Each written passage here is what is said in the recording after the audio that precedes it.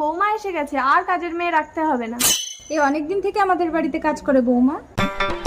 এই বউকে না তাড়ালে এই বাড়িতে আমার কাজ থাকবে না, দাঁড়া ব্যবস্থা করছি। মালকিন, আপনার বৌমা আপনাকে ডাইনি বলেছে। কি এত বড় সাহস আমাকে বললে ডাইনি? বৌদিমণি, আপনার শাশুড়ি আপনাকে লক্ষ্মী ছাড়ি বলেছে। কি আমি লক্ষ্মী ছাড়ি? তোকে আমার দেখতে ইচ্ছে করে না রে লক্ষ্মী ছাড়ি। মুখ সামলে কথা বলুন মা। গায়ের উপরে ঠেলে উঠে আসছে, মারবে নাকি? নোংরা হাত দিয়ে আমি কি হাত নোংরা করবো? কি আমি নোংরা? তুই নোংরা, তোর 14 গোষ্ঠী নোংরা।